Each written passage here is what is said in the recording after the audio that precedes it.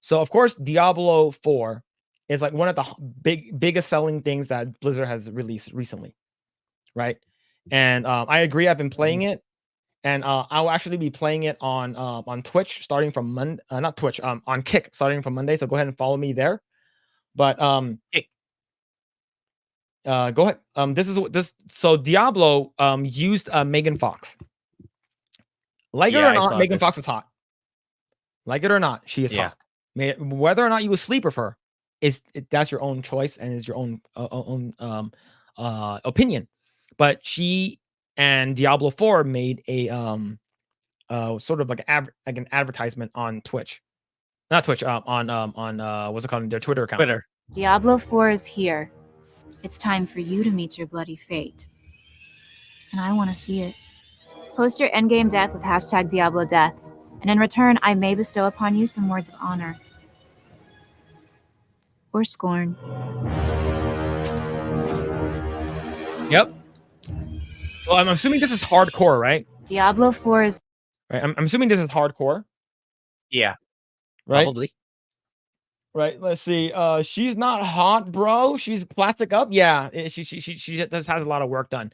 However, do you remember last week when we were talking about Cammy and the classic outfit and how there's a journalist that's very self-conscious and insecure about her own body? Well, she's back. Stacey Henley is pissed off again.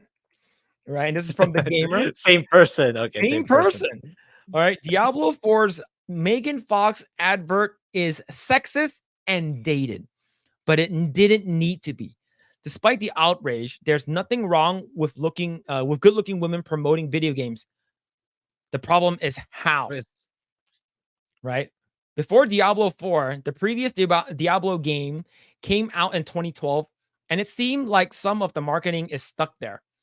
In one trailer doing the rounds of social media, Megan Fox stands before us in her underwear, telling us in a sultry, slightly disaffected tone that Diablo 4 has buckets of blood. She also encourages players to send their best deaths for her to eulogize, where she'll decide if you went out like a champion or a chump. It's pretty classic case of hiring a hot girl to promote a video game with an on-the-nose obliviousness we haven't seen since the days of the booth babes. But in the modern world, it makes for an interesting case study. So here's, I'm going to stop you right there. Remember the term sex sells? It absolutely does. Okay. I've been to E3 multiple times. Okay. Maybe like 4 or 5 times. And out of 4 to 5 times, there was one time they brought back booth babes. Right. But here's the thing, though.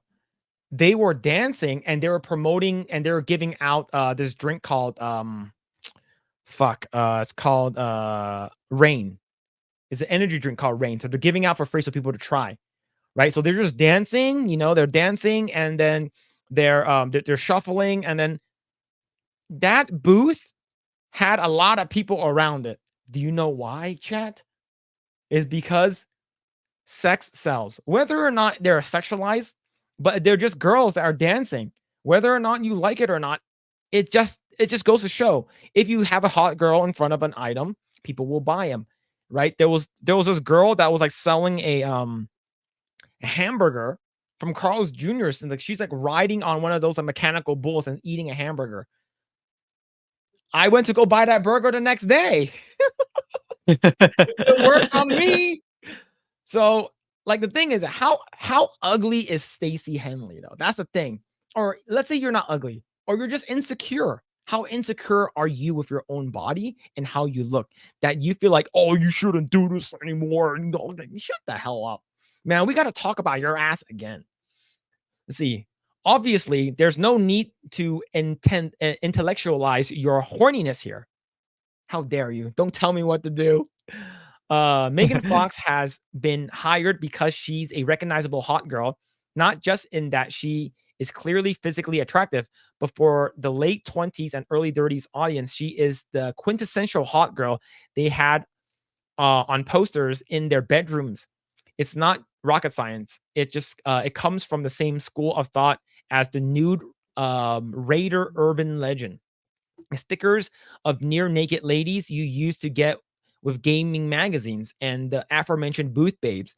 Megan Fox is there to be a hot girl for men to look at and desire. Given how much more inclusive gaming has become, that the word here is inclusive, right? Exclusive. Right. Yep. Not just as a generic buzzword, but as a tangible demographic. It's not just men playing video games anymore.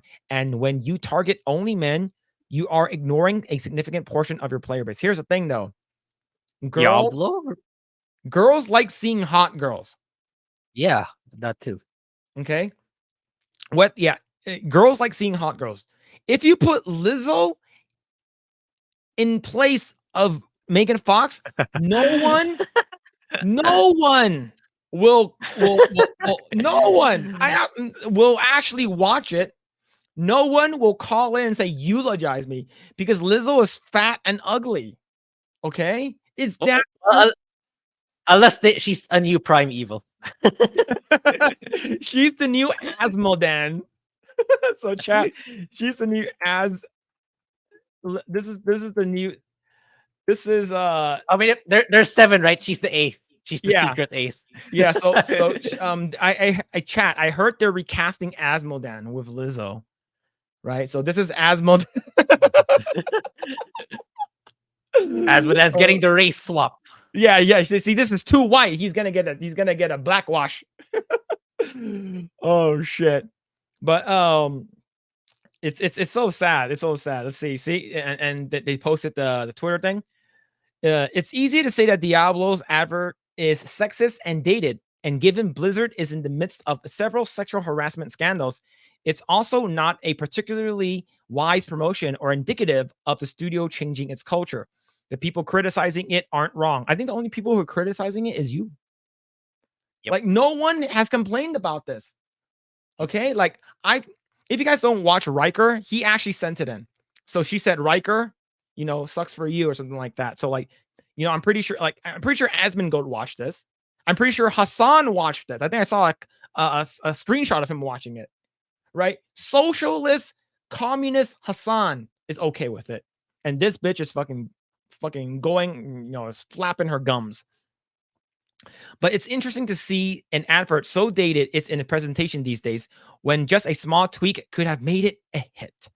Imagine the advert plays out the exact same way, but instead of Megan Fox, it's Lilith and the game's antagonist, right? Lilith is an hourglass figure and a foreboding frame, has her femininity heightened even with her fearsome physical power, and her words drip sensuously.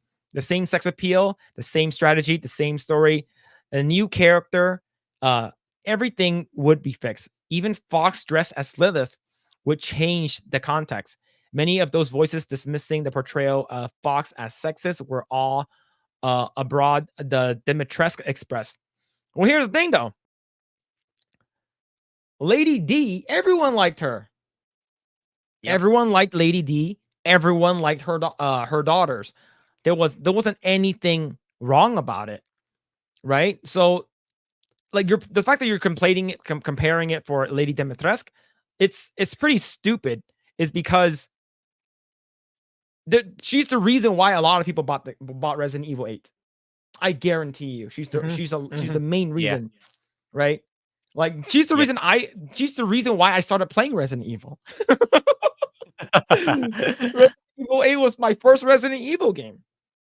I imagine it was Lady D's virality which led to Blizzard's promotion taking this direction, but it made one fatal error: that the character has to be along for the ride. Here's the thing. This person probably just wants Lizzo to be the front and center.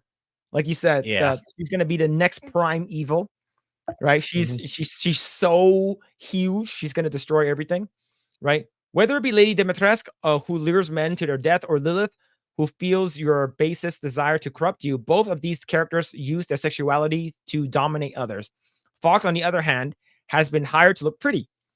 She is objectified, and her character, this fictional and sectional version of herself, is powerless in this situation, a trophy of fantasy to be looked at and lusted over with no say in the matter. It has been an unfortunate theme throughout Fox's career.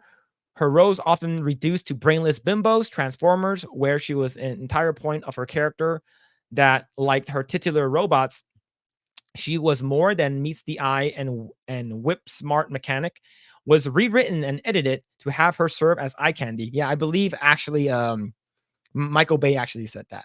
He said that they wanted her to just be eye candy. Which the sequels doubled down on before removing her completely, typecast and then thrown out. Fox was rarely treated as anything more than Blizzard sees her as, a hot girl who will get the attention of men. And there is a world where Blizzard could have used Megan Fox to hit the demographic. She's openly bisexual and raises her children without gender norms. Yeah, I've seen the recent article about. I saw the picture with her kids. Oh man, That's a whole other issue. Yep. Maybe teasing the camera a little bit where you get the sex appeal of Fox along with more personality. Having her stand there in her underwear and delivering lines like a findom doesn't have the same impact. Blizzard's advert is sexist and dated, but there are a million little changes that could have saved it. Yep. I think she's not in her underwear. It's just this is, have you seen some of the freaking like fashion shows in like France and stuff like that? There's some of them aren't wearing anything, which you should probably start watching, chat. But what do you think about this, man? She's presuming that she knows. I don't know. She's like kind of like what Lost Tale said that. Yeah, why is she talking about Megan Fox like she's best friends with her? Like Megan Fox knows what she's doing, man, and she's making a ton of money. And at the end of the day, that's all that matters to her. She knows what she's being portrayed as. So yeah, who are you to tell her how she wants to live her life? I mean, I'm talking about just Megan Fox here. The kids it's a separate matter. That's an entirely different subject. Yep. She knows what she is. She's making the most out of it while she's not yet too old. And she's making us. Who are you to why is she gonna complain that she's getting a ton of dough? She's making a lot of money from that, from what she is. So, yeah, take advantage. You take advantage of it 100%. So yeah, don't presume to know how she thinks or what she does. She knows what she is. She knows what she's doing. And ultimately, you saying that it's a detriment, but take a look at its sales. It's literally the fastest selling Blizzard game of all time. So. What are you saying? That it's hurting the games? Like, it's just, you're just pulling statements out of your ass. Thanks for checking out this segment of the Project Eggroll podcast. If you like what we do here, please like, share, subscribe, hit the notification bell, and you will know next time when we go live. We do go live every Saturday at 8 p.m. Once again, we are just getting started. Tons of more video to come. Thanks, and we'll see you guys next time.